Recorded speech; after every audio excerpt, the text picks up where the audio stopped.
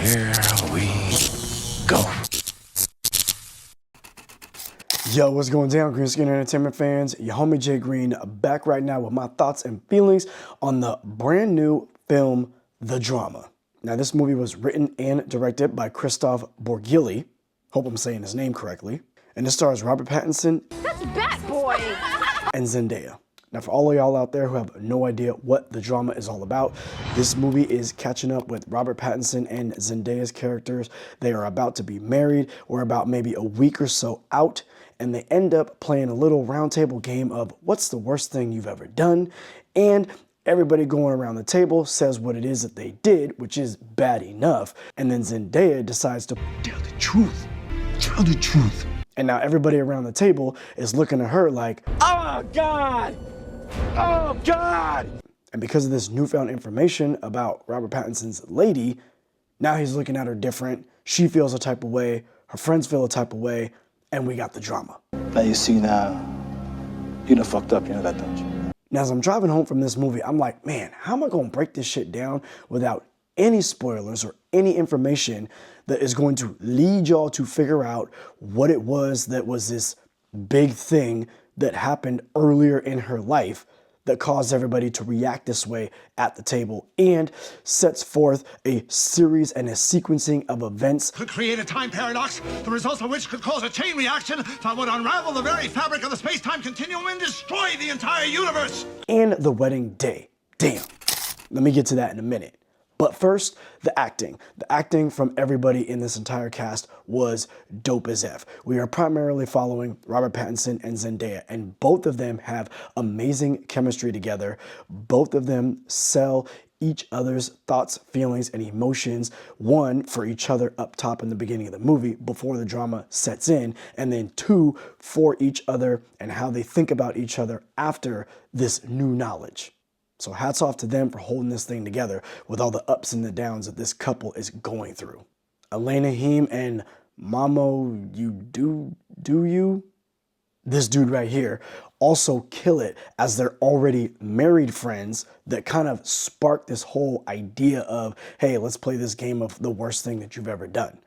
Their chemistry between Robert Pattinson and Zendaya's character, once they find out this new information, questioning if they still want to be friends with them, do they still want to go to the wedding, they're looking at them different now, and the chemistry between each other was funny, entertaining, and very authentic throughout the entire film. And they played a good, I don't want to say antagonist to this couple, but they are also someone who is giving this couple some issues because of the fact of how involved in the wedding they are. And I like how they played off of this couple from before in general, but then also once this information has come out.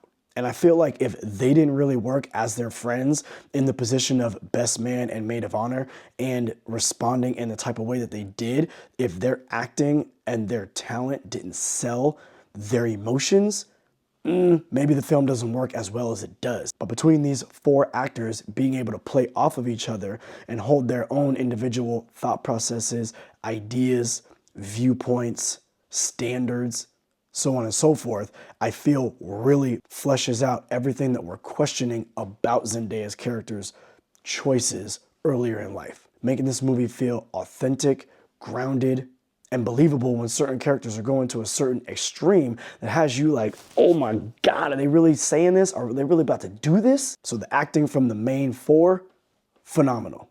A couple other actors that really sell the situation that they're in. We got Haley Gates and Zoe Winters.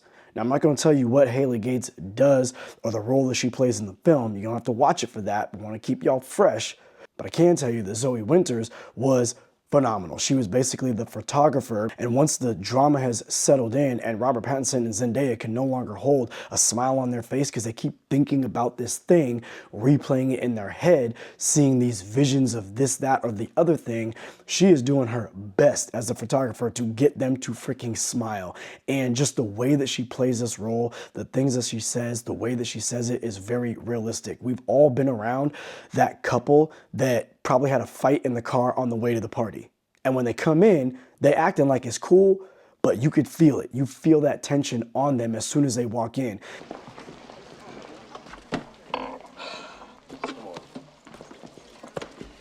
And as much as you and all the other friends at the party are trying to get them to chill out and just be cool and get over it, we all feel that tension and that awkwardness, and she played that shit so well. So big ups to Haley Gates for what she was able to do, and big ups to Zoe Winters. All right, so now let me talk about this movie as a whole. So first and foremost, I love what it was that she did, what she was thinking, what her thought process was, the thing that is the drama, right?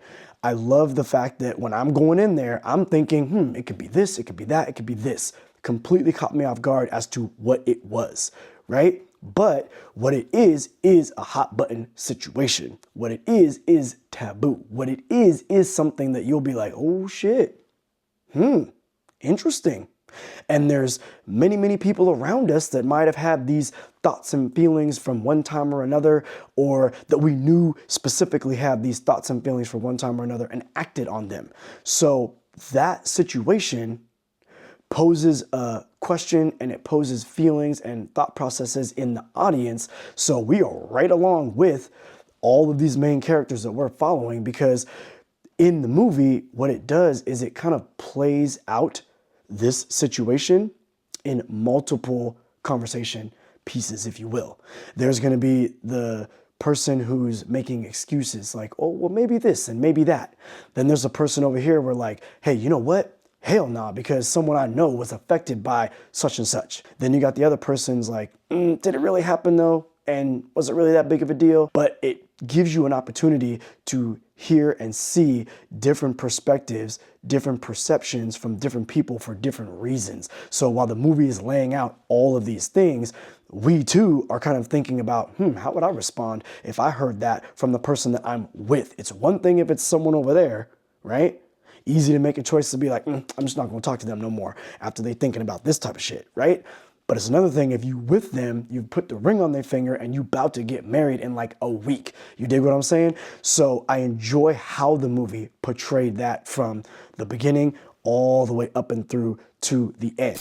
Another thing that I loved about this film from the writing and the direction was that it doesn't necessarily point a finger in a negative way at the other three individuals at the table. And as everybody's story is being told, the camera kind of cuts back and forth to Zendaya, and you can tell she's nervous to say what she's gonna say.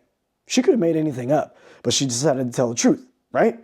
But she's nervous. She's like, do I really wanna say it? How are they gonna be judging me? And because of the context of everybody kind of laughing it off and brushing it off like it's not that big of a deal, she obviously feels like she can say what's what. And so by the movie kind of giving us some really negative things that these people did, and then they give us like what her situation was and the way that that situation plays out, you kind of do have to ask yourself, man, if I was in that situation, would I choose to end this friendship? Would I choose to end this engagement and not get married to this person? Would I never talk to them again? Would I never forgive them given the fact of how many years ago this thing was? So I love how the movie played that out very well, gave us great context, gave us great backstory to all of that. And then in the midst of the backstory to understanding what it was that she was thinking or doing or, that, the movie never truly gives you the hard line in the sand of she was right or she was wrong for her situation. But from her perspective, that's how she felt. So again, it's ambiguous, but with enough detail to understand her perspective. Ambiguous, but enough detail for us to say what we feel, knowing that this is something that happens to people, happens in our world.